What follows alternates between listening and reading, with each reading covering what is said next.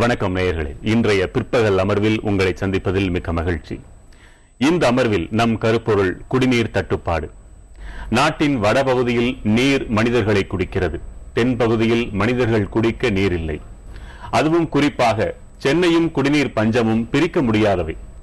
கொஞ்சம் மழை, கொஞ்சம் அண்டை மாநிலங்களின் கருணை என்று வண்டி ஓடிக்கொண்டிருக்கிறது. ஒரு மதிப்போடு நீர் அருந்தும் நிலைக்கே ஏங்க வேண்டியிருக்கிறது. இந்த நிலையில் சென்னை மக்களின் தாகம் தீர்க்க 3 மாதங்களுக்கு பிறகு ஆந்திர மாநிலம் கண்டலேறு அணையிலிருந்து கிருஷ்ணா நதிநீர் நேற்று ஜூலை முதல் நாளன்று திறந்துவிடப்பட்டிருக்கிறது. வரும் 4ஆம் தேதி மாலை நீர் தமிழக எல்லையை வந்தடையும். வினாடிக்கு 200 கன அடியிலிருந்து படிப்படியாக உயர்த்தப்பட்டு 1000 கன அடி வரை திறந்துவிட வாய்ப்புண்டு என்று தெரிகிறது. நடப்பு சூழலில் சென்னையின் தாகம் தீர்க்க இந்த நீர்வரத்து போதுமா? நதிநீர் வாய்க்கால் நீராகி வரும் வழியில் குறுக்கிடும் பிரச்சனைகள் என்னென்ன விவாதிக்கவிருக்கிறோம். பங்கு பெறுவோர் பொதுப்பணித்துறை முன்னாள் சிறப்பு தலைமை பொறியாளர் வீரப்பன், பத்திரிகையாளர் ராமகிருஷ்ணன், சென்னை குடிநீர் வாரிய ஒப்பந்த வாகன சங்கத்தைச் சேர்ந்த PS சுந்தரம் ஆகியோர். அமர்வில் விவாதிக்கலாம். வணக்கம். வணக்கம். திரு வீரப்பன், முதல்ல சென்னையின் தற்போதைய குடிநீர் நிலவரம் என்ன? சென்னையில் இப்போதைய குடிநீர் நிலவரம் என்ன என்றால், சென்னை குடிநீர் ஏறக்குறைய 830 மில்லியன் லிட்டர்ஸ் பெர் டே என்ற அளவுக்கு கொடுக்க வேண்டும். ஆனால் அவர்கள் ஏறக்குறைய 500 மில்லியன் லிட்டர்ஸுக்கு குறையாகத்தான் கொடுத்து கொண்டிருக்கிறார்கள். இருந்தாலும் சென்னையில் இருப்பவர்கள் எந்த வகையிலும் அச்சப்பட தேவையில்லை என்பதுதான் என்னுடைய தாழ்மையான கருத்து. காரணம், கிருஷ்ணாவிலிருந்து குடிநீர் வருகிறதா, வீராணத்திலிருந்து வருகிறதா என்பதை விட இன்றைக்கு நிலையாக கடல் நீரை குடிநீராக்கியதனாலே நெம்மேலியிலிருந்து 100 மில்லியன் லிட்டரும் மீன்களிலிருந்து 100 மில்லியன் லிட்டரும் தினந்தோறும் வந்து கொண்டிருக்கிறது. எனவே ஒரு 3 நாளுக்கு ஒரு முறையாவது இந்த சென்னை குடிநீர் பொறியாளர்கள் கண்டிப்பாக தண்ணீரை தருவார்கள். இரண்டாவதாக நான் சொல்ல விரும்புவது, இந்திய வானியல் ஆய்வு நிலையத்தினர் இந்த கோடையிலே 98% மிகச்சிறப்பாக மழை பொழியும் என்று சொல்லுகிறார்கள்.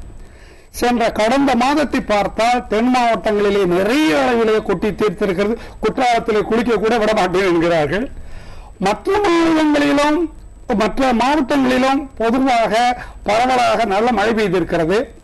எனவே ஊடகத்தினர் நினைப்பது போல அல்லது பெரிதுபடுத்துவது போல சென்னைக்கு எந்த விதமான குடிநீர் பஞ்சமும் வராது. மூன்றாவதாக, நீங்கள் சொல்வது போல நேற்றிலிருந்து இந்த கிருஷ்ணா வாய்க்காலிலே ஆந்திரத்திலிருந்து நமக்கு தண்ணீர் வந்து கொண்டிருக்கிறது. அது இன்னும் ஏறக்குறைய ஒரு ஆண்டுக்கு 12 TMC கொடுக்க வேண்டும். 15 விட்டு 12 வர வேண்டும். 12 வராவிட்டாலும் 7-8 நாம் சமாளிக்கலாம். அதை தவிர இன்றைக்கு மேட்டூரும் கொஞ்சம் அதிகமாக நிரம்பி வருகிறது. 3 நாட்களிலே ஏறக்குறை 26 அடி உயரம் வந்திருக்கு. 15 அடியிலிருந்து இப்பொழுது 46 அடிக்கு நாம் போயிருக்கோம். இடையும் வரும். நம்பலாம். சுந்தரம், ஊடகத்தினர் பெரிதுபடுத்துறாங்கன்னு ஐயா சொல்றாங்க. நீங்க வாகனத்தின் மூலமாக சென்னை மாநகராட்சிக்கு ஒப்பந்த அடிப்படையில் நேரடியாக மக்களை சென்று பார்க்கிறீர்கள். ஊடகங்கள் பெரிதுபடுத்துதா அல்லது உண்மையைத்தான் சொல்லுதா? இல்லை, ஊடகங்கள் இப்பொழுது கொஞ்சம் பூஸ்டப் பண்ணி தான் எழுதிட்டு இருக்காங்க.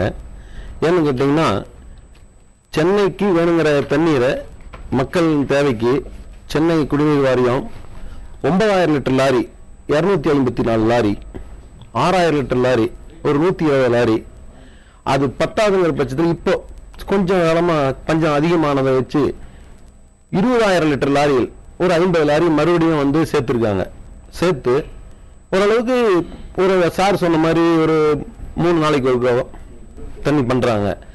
ஆனா பஞ்சம் வரத்துக்கு வாய்ப்பே கிடையாது. இன்னும் ஏரியில வந்து தண்ணி இருக்கு. ஒரே அடியா ஏரியெல்லாம் ஒன்றும் போயிட்டு போயிடல. இன்னும் புலவேரியில் தண்ணி இருக்கு. இப்ப இந்த 200 மில்லியன் கன அடி தண்ணி வந்துகிட்டு இருக்கு. இல்ல இப்போ இது வந்துன்னா 4ஆம் தேதி வரும்னு சொல்லியிருக்காங்க. அது படிப்படியா 500 ஆகும் போது ஓரளவுக்கு ஏரிக்கு வர தண்ணி வந்து போர்வெல்ஸுக்கும் சப்ளை பண்ணும்.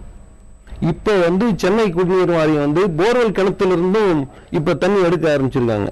நிறைய பிரைவேட் பப்ளிக் வெல்ஸ்ல இருந்து எடுத்து பைப் லைன்ல கொண்டு வந்து அக்ரிகல்ச்சர் ஃபீல்ட்ஸ் அதுவும் பண்ணிட்டு இருக்காங்க. முன்னெச்சரிக்கை நடவடிக்கையா சிட்டியில 200 போர்வெல் போட்டு ரெடியா வச்சிருக்காங்க. ரொம்ப ட்ரை ஆகும் பட்சத்துல அதை எடுக்கிறதுக்கு அதையும் ரெடியா வச்சிருக்காங்க.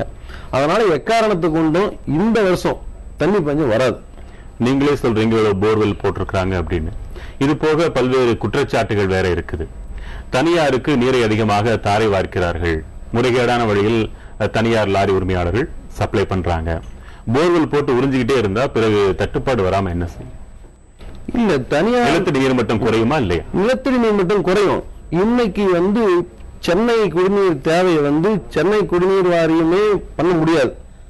ஏன்னா சென்னை குடிநீர் வாரியம் குடிப்பதற்கு மட்டும்தான் தண்ணி அவங்களால கொடுக்க முடியும். அதுக்கே எக்கச்சக்க செலவு பண்ணி தான் அவங்க அந்த தண்ணியை பப்ளிக்கு ஃப்ரீயா கொடுக்குறாங்க. இப்ப தனியார் டேங்கர் லாரியில் தண்ணி போர்வெல்ல இருந்து எடுத்துட்டு அவங்க ஒரு ரேட் வச்சு பப்ளிக்கு கொடுக்குறாங்க. Factories, colleges, schools, hospital, public institution எல்லா இதுக்குமே பிரைவேட்ல கொடுத்துட்டு வராங்க. அதனால போர் வெட்டம் இறங்கதான் செய்யும். அதில் உள்ள பிரச்சனைகளை நாம விரிவா பேச வேண்டியிருக்குது. முன்னர் ராமகிருஷ்ணன் சார், பத்திரிகைகள் பிரச்சனைகளை எவ்வளவு பெரிதுபடுத்தினாலும் சில பிரச்சனைகள் தீர்வதாகவே இல்லை. அது ஒரு உரம் இருக்கட்டும். இன்னொரு இந்த குடிநீர் பிரச்சனையை பொறுத்த வரைக்கும் சென்னையில ஆங்காங்கே சாலை மறியல், ஒரு குடம் தண்ணீர் 6 ரூபாய்க்கு விற்கப்படும் நிலை என்றெல்லாம் வரப்போய்தான் நாம் செய்திகளை வெளியிடுகிறோம். உங்க கருத்து என்ன? இல்ல, அவங்க சொல்ற மாதிரி குடிநீர் பஞ்சம் வராம இருக்கலாம், ஆனா தட்டுப்பாடு இல்லைங்கிறது தட்டுப்பாடு இப்போ கொஞ்சம் அதிகமாகவே இருக்கு. இந்த தட்டுப்பாட்டினுடைய ஒரு வெளிப்பாடு தான் நீங்க சொல்ற இந்த அங்கங்க சில போராட்டங்கள், தர்ணாக்கள் இருக்கு. சோ அது இன்னொன்னு என்னன்னா, நம்ம குறிப்பாக சென்னை மக்களுக்கு நீங்க கடந்த 30 வருடங்களாக எடுத்துக்கிட்டோம். நம்ம அதாவது சென்னைக்கு குடிநீர் பஞ்சம் தட்டுப்பாடுங்கிறது ஒரு நீண்ட வரலாறு இருந்தா கூட ஒரு 30-40 வருடங்கள் பாத்தீங்கன்னா அது அப்பப்போ தொடர்ச்சியா வந்துதான் இருக்கு. சோ அதனால இப்ப இந்த மாதிரியான சூழ்நிலையில ஜனங்களுக்கு அந்த ஒரு அச்ச உணர்வு சரியாகவோ தவறாகவோ கொஞ்சம் அதிகமாகவே வந்துடுது. அதை தான் பத்திரிகைகள் பிரதிபலிக்கிறாங்கன்னு தான் நான் சொல்ல முடியுமே தவிர, இது ஒண்ணுமே இல்லாத ஒரு பிரச்சனையை, விவகாரத்தை ஒரு பூதாகாரப்படுத்துறாங்க அப்படிங்கிற கருத்தை நான் உடன்படல. திரு வீரப்பன், இப்போ பல்வேறு பழைய ஒப்பந்தங்கள் ஆற்று நீர் சம்பந்தமா நம்ம எவ்வளவு படாத பாடுபடுத்து நாம பார்த்துட்டு வரோம். இந்த கண்டலேறு அணையிலிருந்து வரக்கூடிய இந்த கிருஷ்ணா கங்கை நீர், இந்த ஒப்பந்தம் முறையாக செயல்படுத்தப்பட்டு வருதா? உண்மையிலேயே இந்த கிருஷ்ணா நதி நீர் சென்னைக்கு வழங்குவது என்பது இந்திரா காந்தி காலத்தில் ஏற்பாடு செய்யப்பட்டது. மிகச்சிறந்த ஒரு நல்ல ஒரு உடன்பாடு. 3 மாநிலங்களுக்கு கொண்டு ஆளுக்கு 5 TMC தண்ணீர் கொடுப்பதாக சொல்லி 15 TMCயிலே இங்கு சேரும்போது 12 TMCயாக.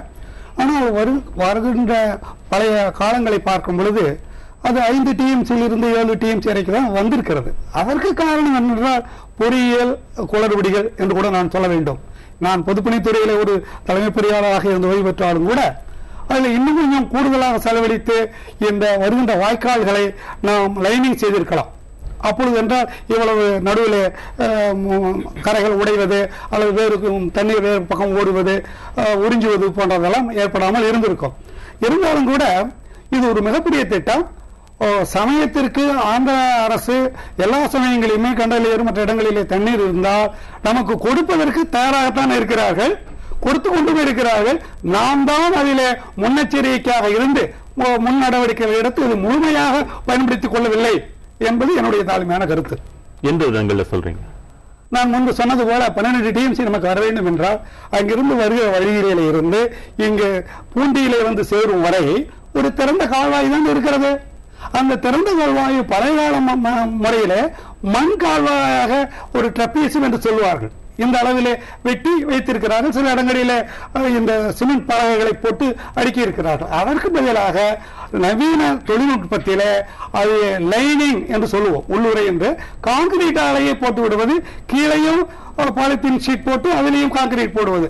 அப்பொழுது என்றால் இப்ப 4 நாட்களில் வரக்கூடிய இந்த தண்ணீர் 1.5 நாட்களில் வரும்.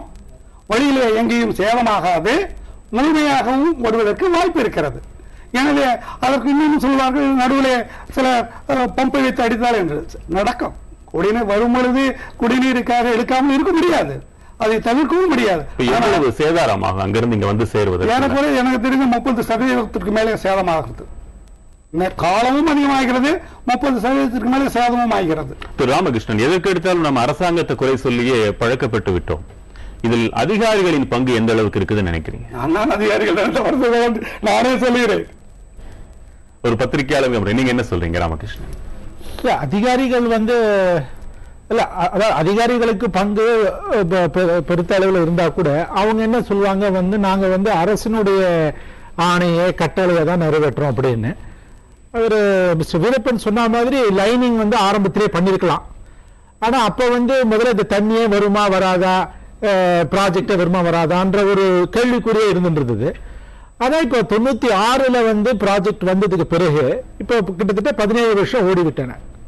சோ அட்லீஸ்ட் இப்பவாவது ஒரு இனிஷியேட்டிவ் எடுத்துட்டு அதிகாரிகள் இப்ப இந்த 2013 நம்ம சமீப காலத்துல பார்த்த ஒரு குடிநீர் தட்டுப்பாடான ஒரு கடந்த ஒரு 7-8 வருடங்களா அவ்வளவு பார்க்கல. 2003-4க்கு பிறகு இப்ப இந்த வருடமாவது இதுக்கு பிறகாவது அவங்க அதிகாரிகள் அதை கொஞ்சம் அதாவது இனிமே என்ன செய்யணும், அதாவது இப்ப லைனிங் போடணும், அதுக்கான நடவடிக்கைகள் கொஞ்சம் முனைப்பா அவங்க எடுத்தாதான் சரியா இருக்கும். ஆனா அந்த மாதிரி ஒரு லீடர்ஷிப் இப்ப கொஞ்சம் அதிகாரிகள் மத்தியில பாக்குறது கொஞ்சம் அபூர்வமா தான் இருக்கு. கேட்டால் மிக குறைந்த செலவில் மிகவும்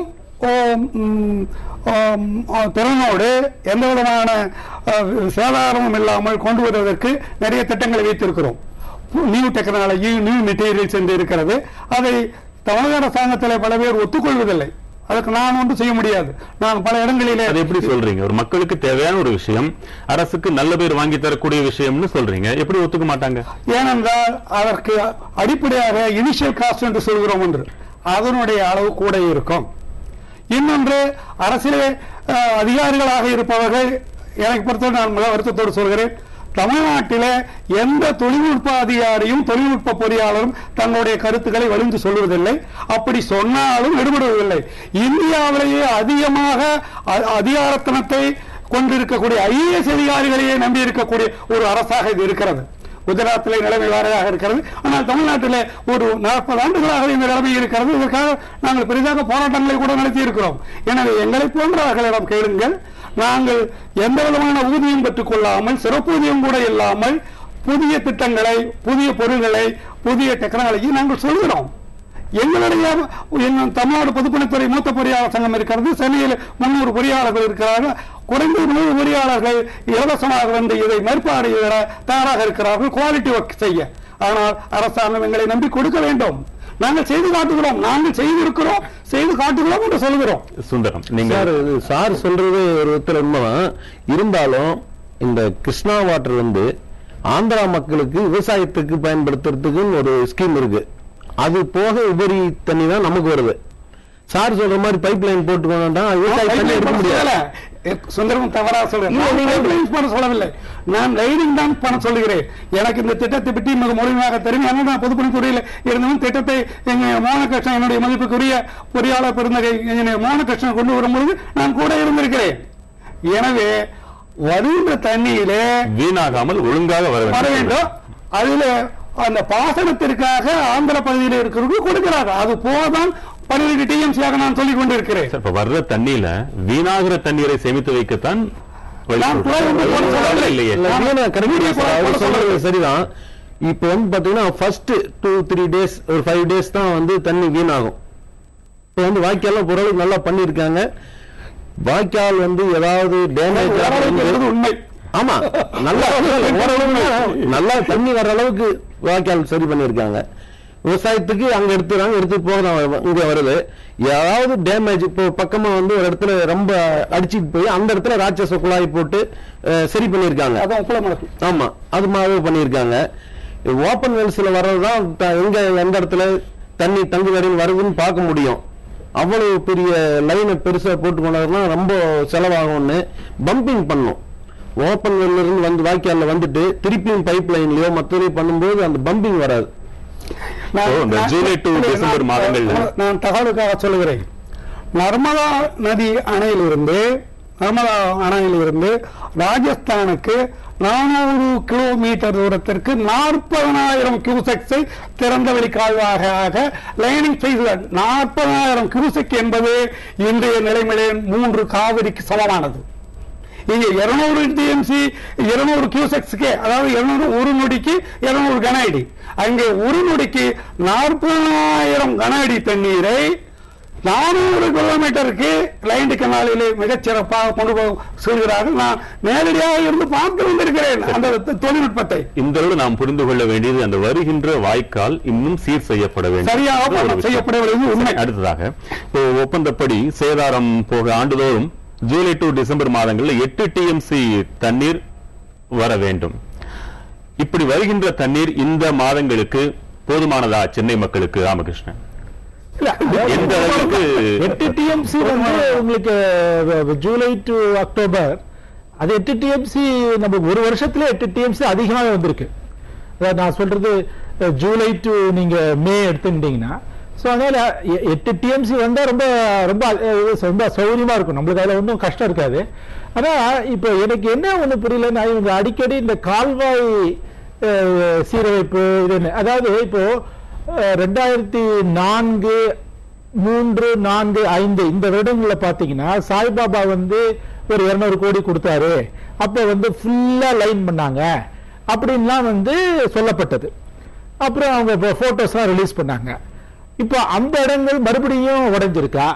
அதாவது அப்ப எல்என்டிஏ அந்த ப்ராஜெக்ட் பண்ணாங்க, அப்ப சந்திரபாபு நாயுடு சிஎம் இருந்தாரு, அந்த டயத்துல தான் அது ஆரம்பிக்கப்பட்டது, ரொம்ப சிறப்பாக நடைபெறுறதுன்னு சொல்லப்பட்டது. ஆனா இப்ப வந்து என்ன சொல்றாங்க, ஆந்திரா ஒரு இடத்துல வந்து உடைஞ்சு போயிருக்குன்னு சொல்றாங்க. அப்புறம் நீங்க 2007 நினைக்கிறேன், 6, 7 மறுபடியும் இந்த தமிழ்நாட்டு பகுதியில் இருக்கிற கால்வாய், அதாவது 0 பாயிண்ட்ல சொல்லப்படுகிறது இந்த பூண்டி வரைக்கும் 25 கிலோமீட்டர், அதுவும் வந்து ஒரு 50 கோடியோ 40 கோடியோ ஒரு கொடுத்து ஒரு ப்ராஜெக்ட் இது பண்ணாங்க.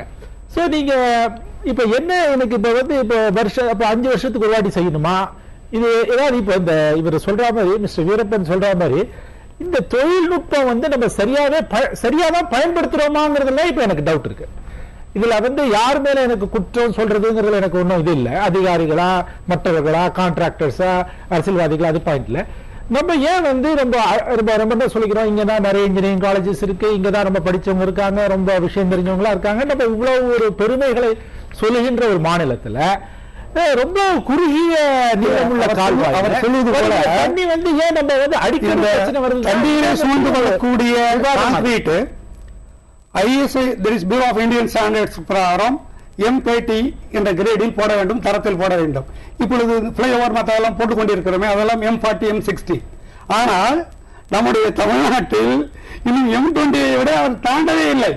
நான் 10 ஆண்டுகளாக போராடி கொண்டிருக்கிறேன் இந்த பொதுப்பணித்துறை தலைமை பொறியாளர்களோடு. ரொம்ப வருத்தமா இருக்கு கேட்கறதுக்கு. தொடர்ந்து நம்ம விவாதிக்கலாம்.